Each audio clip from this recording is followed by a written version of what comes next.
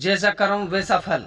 एक भ्रष्ट पुलिस अफसर, एक भ्रष्ट पुलिस वाले की बिल्कुल नई कहानी जो पढ़ने में रोचक तो है ही, साथ ही हमें हमारे समाज और इसमें रहने वाले अधिकारी जो अपने पद का गलत फायदा उठाते हैं उनके बारे में दोबारा सोचने के लिए मजबूर कर देगी।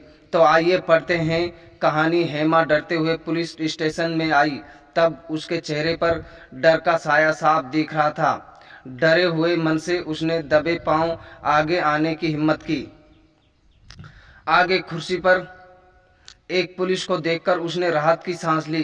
कोई तो है जो भगवान जैसा अपने काम में मगन होने वाला रक्षक उसे अपनी आंखों के सामने दिखा। खाकी वर्दी में बैठे इस व्यक्ति को रक्षक जैसे समझने के लिए कारण भी वैसा ही था। माथे पर टीका, गले में तुलसी की माला थी। उसके हमेशा भगवान की पूजा करने वाला यह रक्षक अपने होठ हिलाते हुए भगवान का नाम फुसफुसा रहा था। यह हेमा ने जाना और उसी क्षण उसने उस रक्षक को आगे आकर नमस्कार किया।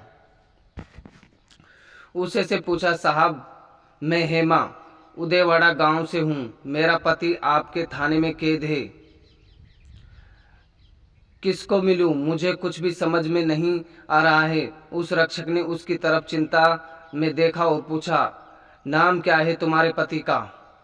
हेमा आंखों में आंसू लिए बोल रही थी, भोला नाम है उनका। अपने हाथों का पेन साइड में रखकर खाकी वर्दी में उस रक्षक ने अंदर की तरफ उंगली दिखाई और बोला, अंदर एक बड़े सर हैं, चुलबुल शर्मा नाम है उनका। उनसे मिलो आपके पति का केस उनके पास है। इतना बोलकर वह रक्षक अपने काम में मसरूफ हो गई। हेमा धन्यवाद बोलकर अंदर चली गई। थोड़ी देर बाद चिल्लाने और रोने की आवाज बाहर बैठे पुलिस रक्षक के कान पर आई। उसने हाथ का काम छोड़ा और क्या हुआ ये देखने के लिए वह अंदर गया। हेमा नीचे बैठकर रो रही थी और चुलबुल सर उसे पर जोर से चिल्ला रहे थे, तुम्हारे पति को छुड़वाना है तो पैसों का इंतजाम करो, नहीं तो छोड़ दे उसको यहीं पर।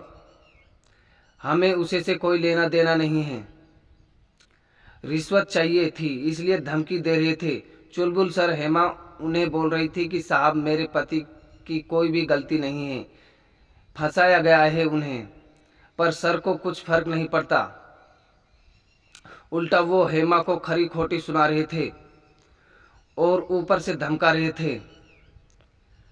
साहब मेरे पास इस मंगलसूत्र के अलावा कुछ भी नहीं है, मैं क्या करूं, अकेली औरत हूं। ऐसा बोलकर हेमा रोती हुई चुलबुल सर हेमा की तरफ देखते हुए चिल्लाकर बोले, पति पास नहीं है तो इस मंगलसूत्र का क्या फायदा? इसका आचार डालने वाली हो क्या? नहीं हो सकता पैसों का बंदोबस्त तो ला वह मंगलसूत्र मेरे पास, उसको बेचकर 4 पैसे तो आएंगे तेरे पति छुड़वाने के लिए। गुनहगार है तेरा पति, क्या करेगी इस मंगलसूत्र को गले में लटका कर? ऐसे बोलकर चुलबुल सर हेमा की तरफ बढ़ा। तभी हेमा ने गले में हाथ डालकर मंगलसूत्र निकाला और सर को देते हुए बोली, लो साहब ये मंगलसूत्र। आपकी बात भी सच है, पति ही पास नहीं है तो इस मंगलसूत्र को पास रखकर क्या करूं? मेरे पति तो कुछ भी करके छोड़ दो, आपके पैर पड़ती हूं मैं। ऐसा बोलकर हेमा ने उसके मंगलसूत्र को सर के हाथों में दिया। भ्रष्ट हंसी लेकर सर उसकी तरफ देख रहा था। उतने में वह खाकी वर्दी वाला रक्षक गुस्से से सामने आया और उसने चुलबुल के हाथों से मंगलसूत्र लेकर हेमा को दे दिया।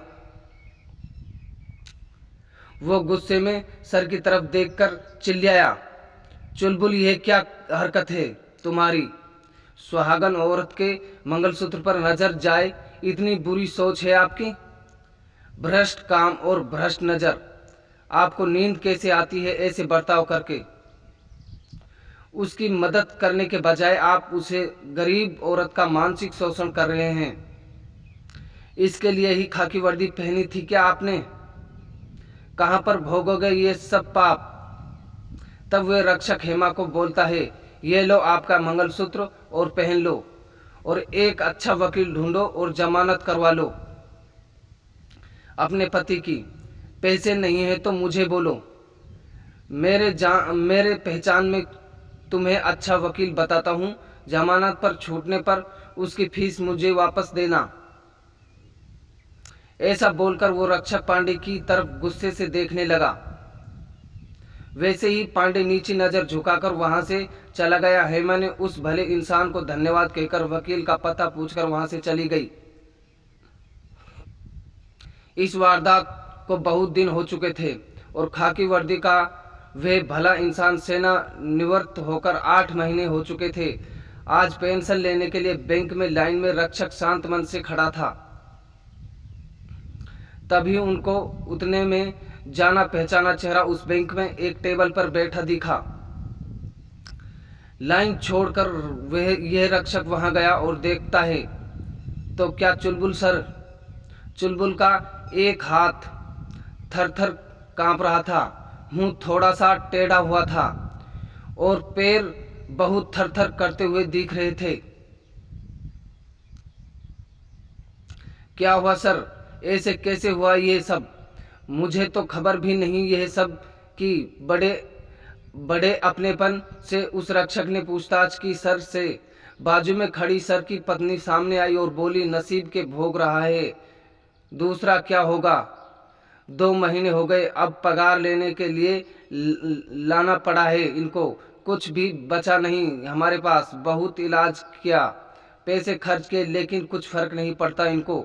ऐसा बोलकर उसने अपने आंसू पल्लू से पोंछे। वे रक्षक मन में सर के लिए भगवान से प्रार्थना करके दुखी मन से वहां से चले गए।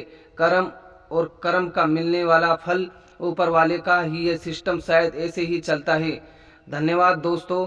हमारी ये शिक्षाप्रद कहानी आपको कैसी लगी और हमारे जो सामाजिक पारिवारिक में पुलिस अफसर कार्यरत हैं, सबसे रिक्वेस्ट है कि अपना बर्ताव जनता के साथ बेहतरीन तरीके से, अच्छे तरीके से करें और अपने जीवन को सुखी और शांति बनाएं।